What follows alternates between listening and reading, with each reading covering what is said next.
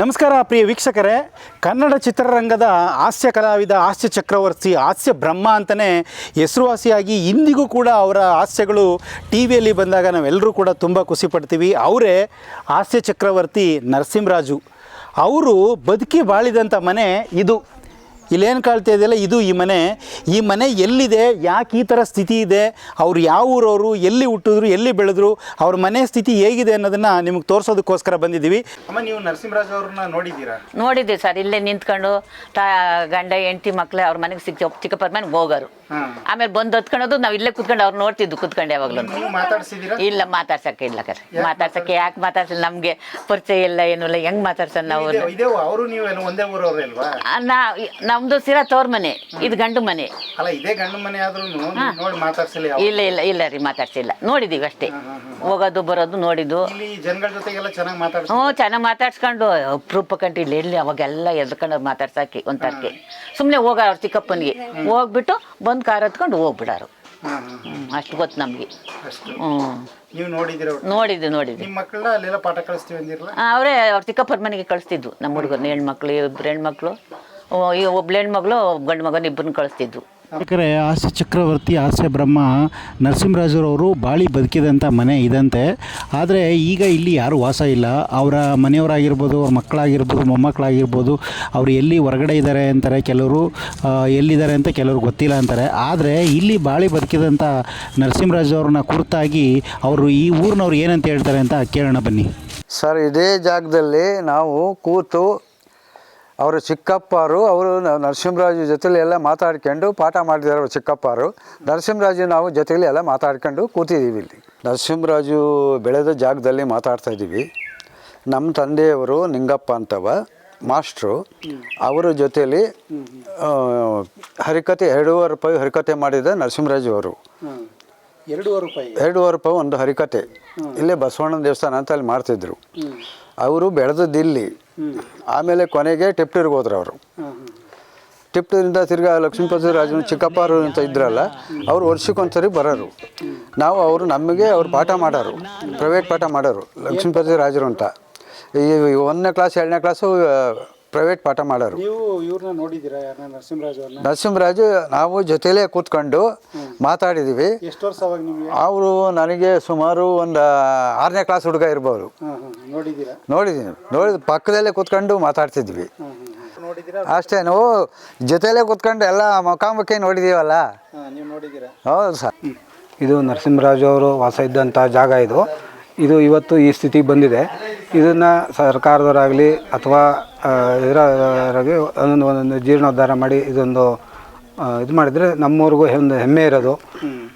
ನಾವು ಎಲ್ಲ ಇಲ್ಲಿ ಅವ್ರ ಜೊತೆ ಕೂತು ಮಾತಾಡಿ ಇದು ಮಾಡಿದೆ. ಹುಡುಗರಲ್ಲಿ ನೋಡಿದ್ವಿ, ನರಸಿಂಹರಾಜು ಅವ್ರನ್ನ ನೋಡಿದ್ವಿ ನಾವು. ಅವಾಗ ಅವ್ರ ಚಿಕ್ಕಪ್ಪ ಮನೆಗೆ ಬರ್ತಾ ಇರೋರು. ನಾವು ದೊಡ್ಡವರ ಮುಂಚೆ ಎಲ್ಲ ಇಲ್ಲೇ ಇದ್ರಂತೆ, ಬಟ್ ನಾವು ಇದಾದ್ಮೇಲೆ ಬರ್ತಾ ಇರೋರು. ಈಗ ಈ ಸ್ಥಿತಿಲಿದೆ. ಈ ಸ್ಥಿತಿಲಿ ಇರೋದು ಭಾರಿ ಇದಾಗ್ತಾ ಇದೆ, ಬೇಜಾರಾಗ್ತಾ ಇದೆ. ಅಂದರೆ ಇದೇನೋ ಒಂದು ಸ್ಮಾರಕವಾಗಿ ಸರ್ಕಾರ ಆಗಲಿ ಅಥವಾ ಇದಾರಾಗಲಿ ಮಾಡಿದರೆ ಇದು ನಮ್ಮೂರಿಗೂ ಒಂದು ಹೆಮ್ಮೆ ಇರೋದು. ಅಷ್ಟು ದೊಡ್ಡ ನಟನ ವಾಸ ಇದ್ದಂಥ ಜಾಗ ಇದು. ಈ ಸ್ಥಿತಿಲಿದೆ ಇದು. ಈಗ ಇದನ್ನು ಸರ್ಕಾರದವರಾಗಲಿ ಅಥವಾ ಇದರವರಾಗಲಿ ಒಂದು ಅಭಿವೃದ್ಧಿ ಪಡಿಸಿದ್ರೆ ಮುಂದೆ ಇದಾಗುತ್ತೆ, ಮುಂದಿನ ಪೀಳಿಗೆಗೆ ಒಂದು ನೆನಪಾಗಿ ಇರುತ್ತೆ ಅನ್ನೋ ಒಂದು ಇದು. ಈಗ ನೀವು ಟಿ ವಿ ನೋಡಿದಾಗ ಅವರ ಕಾಮಿಡಿಗಳನ್ನ ಎಷ್ಟು ಖುಷಿ ಆಗುತ್ತೆ ಸರ್? ತುಂಬ ಸಂತೋಷ ಆಗುತ್ತೆ ಸರ್. ಭಾರಿ ನಮ್ಮೂರವರು ಇದೇ ರೋಡಲ್ಲೇ ನಾವು ವಾಸ ಇರೋದು. ಪಕ್ಕದ ಮನೆಯೇ ನಮ್ಮದು, 2ನೇ ಮನೆಯೇ, ಪಕ್ಕದ ಮನೆಯೇ. ನಾವೆಲ್ಲ ಅವ್ರ ಚಿಕ್ಕಪ್ಪ ಮನೆಗೆ ಪಾಠಕ್ಕೆ ಹೋಗೋವಾಗ ಅವಾಗ ಬರ್ತಾ ಇರೋರು. ನಾವು ಇದಾದ್ಮೇಲೆ ಹಾಸ್ಯ ನಟ ಇದಾದ್ಮೇಲೆ ನಾವು ದೊಡ್ಡ ಇದಾದ್ಮೇಲೆ ಫಿಲಮಲ್ಲಿ ಇದು ಮಾಡೋಕೆ ಶುರು ಮೇಲೆ ಬರ್ತಾ ಇರೋ ಚಿಕ್ಕಪ್ಪನ ನೋಡಿದ್ವಿ ಬರ್ತಾ ಇರೋ, ಬಂದು ಹೋಗಿ ಮಾಡೋರು. ಮುಂಚೆ ನಾವು ಹುಡುಗರು, ಸಣ್ಣ ಹುಡುಗರಲ್ಲಿ ಅವ್ರ ಮನೆಯವರೆಲ್ಲರೂ ಎಲ್ಲಿ ಇದ್ದಾರೆ ಅಂತ ಏನೋ ಗೊತ್ತಿಲ್ಲ. ಇಲ್ಲ ಇಲ್ಲಿ ಇವರು ಅವ್ರ ಮಗಳು ಸುಧಾ ನರಸಿಂಹರಾಜು ಅವರು ಬರ್ತಾ ಇರ್ತಾರೆ. ಇಲ್ಲಿ ಇದು ಮಾಡ್ತಾರೆ, ನರಸಿಂಹರಾಜು ವೃತ್ತ ಅಂತಲೇ ಮಾಡಿದ್ವಿ. ಇಲ್ಲಿ ಅಲ್ಲಿ ಫಂಕ್ಷನ್ ಆದಾಗ ಕರೆಸಿದ್ದು, ಬಂದಿದ್ರು ಅವರು. ಬಂದು ಇಲ್ಲಿ ಗ್ರಾಮದಲ್ಲಿ ಬಂದು ಪ್ರೊಸೆಷನ್ ಮಾಡಿ ಇದು ಮಾಡಿದ್ದು ಬಂದಿದ್ರು ಅವ್ರ ಮಗಳು ಎಲ್ಲ. ಖುಷಿ ಆಗುತ್ತೆ. ತುಂಬ ಖುಷಿಯಾದರು ನಮ್ಮ ಊರಲ್ಲಿ. ಅದೇ ಇದು ಹುಡುಗಾಟನೆ ಮಾಡಿರೋದು ಸುಧಾ ನರಸಿಂಹರಾಜು ಮಗಳು ಸಾಧು ಕೋಕಿಲ ದೊಡ್ಡ ಅಣ್ಣ. ಅವರೆಲ್ಲರೂ ಬಂದಿದ್ರು. ಎಲ್ಲ ಅವಾಗ ನೀವು ನೋಡಿದ್ರಿ? ನೋಡಿದ್ರು ಇಲ್ಲಿ. ಅವ್ರ ಮಕ್ಕಳನ್ನ ನೋಡಿದ್ದೀರಾ? ಅವ್ರ ಮಗಳು ನೋಡಿದ್ವಿ. ಇದೇನು ವಿನಾಯಕ ಗೆಳೆಯರ ಬಳಗ? ವಿನಾಯಕರ ಗೆಳೆಯ ಬಳಗ ಅಂದರೆ ಇಲ್ಲಿ ಬಳಗ ಮಾಡಿದ್ರು ಅವಾಗ.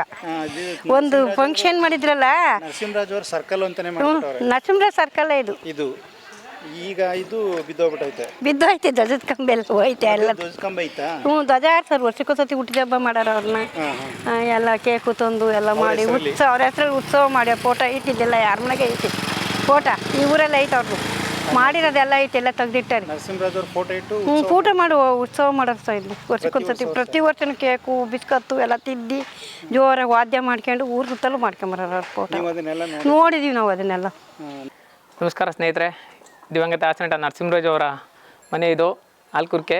ಶ್ರೀ ವಿನಾಯಕ ಗೆಳೆಯರ ಬಳಗದ ವತಿಯಿಂದ ನರಸಿಂಹರಾಜ್ ಅವ್ರದ್ದು ಕಾರ್ಯಕ್ರಮಗಳೆಲ್ಲ ಮಾಡ್ತಾಯಿದ್ದೀವಿ. ಇದು ಹೆಬ್ಬಾಗ್ಲು. ಸುಧಾ ನರಸಿಂಹರಾಜ್ ಅವ್ರು ಬಂದು ಆಲ್ಕುರ್ಕೆ ರಾಜ್ಯೋತ್ಸವದೆಲ್ಲ ಕರೆಸ್ತಾ ಇದ್ವಿ. ರಾಜ್ಯೋತ್ಸವ ಕರೆಸಿದಾಗ ಇಲ್ಲಿ ಬಂದು ಅವ್ರ ಮನೆ ನೋಡಿ ನೆನಪಾಗಿ ಅಲ್ಲಿ ಬಂದು ಅವ್ರ ಕೈಯಿಂದನೇ ಫ್ಲಾಸ್ಟಿಕ್ ಇದೆಲ್ಲ ಮಾಡಿಸಿದ್ದೀವಿ ಕನ್ನಡ ರಾಜ್ಯೋತ್ಸವದ್ದು. ಇಲ್ಲಿ ನರಸಿಂಹರಾಜ್ ಅವರು ಆಲ್ಕುರ್ಕೆ ಅವರು ನಮಗೆ ತುಂಬ ಖುಷಿ ಆಗ್ತಾ ಇದೆ.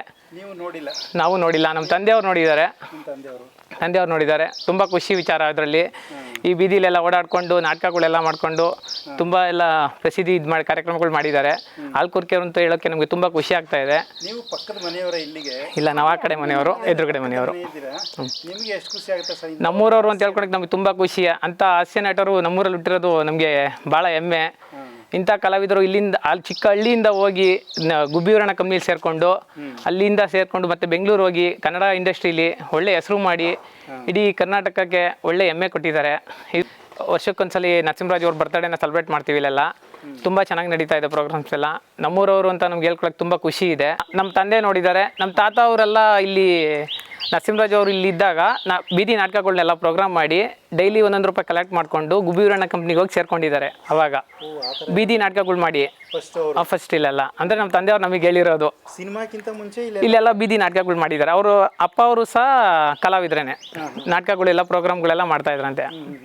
ಇಲ್ಲಿಂದ ಹೋಗಿ ಗುಬ್ಬಿವರಣ ಕಂಪ್ನಿಲಿ ಸೇರಿಕೊಂಡು ಅಲ್ಲಿಂದ ಮತ್ತೆ ಕನ್ನಡ ಇಂಡಸ್ಟ್ರೀಲಿ ಹೋಗಿದ್ದಾರೆ.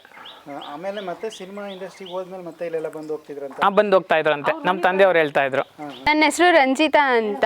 ನಾನು ಟಿ ವಿನಲ್ಲೆಲ್ಲ ನರಸಿಂಹರಾಜು ಅವ್ರ ಕಾಮಿಡಿಗಳನ್ನೆಲ್ಲ ನೋಡ್ತಾ ಇರ್ತೀನಿ. ನಾವೆಲ್ಲ ಬಿದ್ದು ಬಿದ್ದು ನಗಾಡ್ತಾ ಇದ್ವಿ. ಅವ್ರು ಇದೇ ಊರಿನಲ್ಲಿ ಹುಟ್ಟಿದ್ರು ಅಂತ ನನಗೆ ಇದುವರೆಗೂ ಗೊತ್ತಿರಲಿಲ್ಲ. ಆದರೆ ಸೋಷಿಯಲ್ ಮೀಡಿಯಾದಲ್ಲೆಲ್ಲ ವಿಡಿಯೋ ವೈರಲ್ ಆಗಿ ಇದೇ ಊರು ಇದೇ ಮನೆ ಅಂತ ನನಗೆಲ್ಲ ಗೊತ್ತಾಯಿತು.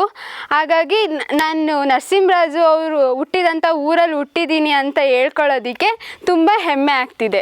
ಸರ್ ಟಿ ವಿಲೆಲ್ಲ ನೋಡ್ತೀವಲ್ಲ, ಅವರು ಕಾಮಿಡಿ ಅಷ್ಟು ಚೆನ್ನಾಗಿ ಮಾಡ್ತಾರೆ, ಅಷ್ಟು ಚೆನ್ನಾಗಿ ಕಾಮಿಡಿ ಅವ್ರದ್ದು ಚೆನ್ನಾಗಿರುತ್ತೆ ಅಂತ ನಮ್ಮ ಅಪ್ಪರೆಲ್ಲ ಹೇಳಾರಲ್ಲ. ನಾವು ಈಗ ಟಿ ವಿಲಿ ನೋಡ್ತಿದ್ದೀವಲ್ಲ, ಈ ಮನೆ ಅವ್ರದ್ದು ಅನ್ಸೋ ನಮಗೊಂಥರ ಆಶ್ಚರ್ಯ ಆಗುತ್ತೆ ಸರ್. ನಾವು ಇಲ್ಲಿ ನಮ್ಮೂರಲ್ಲಿ ಅವ್ರು ಹುಟ್ಟಿ ಬೆಳೆದಂಥ ಹುಡುಗ ಇರೋದ್ರಿಂದ ಆ ಥರ ಕಾಮಿಡಿ ಮಾಡಿದ್ರಲ್ಲ ಅಂತ ನಮಗೊಂಥರ ಹೆಮ್ಮೆ ಆಗುತ್ತೆ sir. Talks with you like ಮಾಡಿ, ಶೇರ್ ಮಾಡಿ, ಸಬ್ಸ್ಕ್ರೈಬ್ ಮಾಡಿ. Thank you.